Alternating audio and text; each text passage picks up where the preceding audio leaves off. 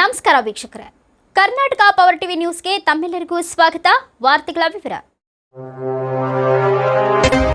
ಕೊಪ್ಪಳ ಜಿಲ್ಲೆ ಗಂಗಾವತಿ ತಾಲೂಕಿನ ವೆಂಕಟಗಿರಿ ಗ್ರಾಮ ಪಂಚಾಯಿತಿ ಆವರಣದಲ್ಲಿ ಗಣರಾಜ್ಯೋತ್ಸವ ಧ್ವಜಾರೋಹಣ ಸಂದರ್ಭದಲ್ಲಿ ವೆಂಕಟಗಿರಿ ಗ್ರಾಮದ ಸರ್ಕಾರಿ ಹಿರಿಯ ಪ್ರಾಥಮಿಕ ಶಾಲೆಯ ಶಿಕ್ಷಕ ಬಸವರಾಜ್ ಬೂಟು ಧರಿಸಿ ಧ್ವಜಾರೋಹಣ ನೆರವೇರಿಸುವ ಮೂಲಕ ಧ್ವಜಾರೋಹಣದ ನಿಯಮಗಳನ್ನು ಉಲ್ಲಂಘಿಸಿದ್ದಾರೆ.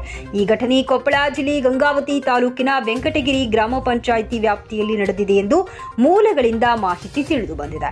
ಚಿತ್ರದಲ್ಲಿ ತಾವೆಲ್ಲ ಗಮನಿಸಬಹುದು. ವಿದ್ಯಾರ್ಥಿಗಳಿಗೆ ಶಿಕ್ಷಣ ಕೊಡುವಂತ ಸರ್ಕಾರಿ ಶಾಲೆಯ ಶಿಕ್ಷಕ ಬಸವರಾಜ್ ಅವರು ಬೂಟುಗಳನ್ನು ತೆಗೆಯದೇ ಧ್ವಜವೇರಿಸುವ ಮೂಲಕ ರಾಷ್ಟ್ರ ಹಾಗೂ ರಾಷ್ಟ್ರಧ್ವಜಕ್ಕೆ ಅವಮಾನಿಸಿದ್ದಾರೆ ಎಂದು ಕರ್ನಾಟಕ ರಕ್ಷಣಾ ವೇದಿಕೆಯ ಯುವ ಘಟಕ ಅಧ್ಯಕ್ಷ ಭಾಗ್ಯ ನಾಯಕ್ ಅವರು ಆರೋಪಿಸಿದ್ದಾರೆ.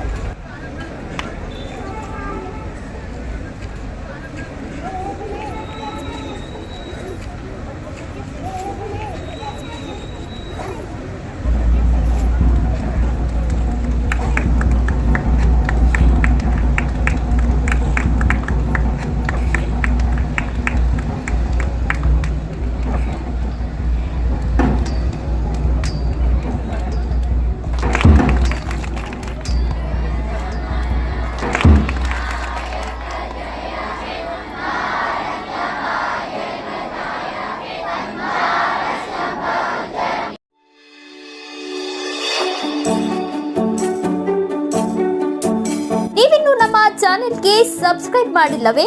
ಹಾಗಿದ್ರೆ ತಡಬೇಕೆ? ಹಿಂದೆ ಸಬ್ಸ್ಕ್ರೈಬ್ ಮಾಡಿ, ಬೆಲ್ ಐಕಾನ್ ಪ್ರೆಸ್ ಮಾಡಿ, ಶೇರ್ ಮಾಡಿ, ಕಮೆಂಟ್ ಮಾಡಿ.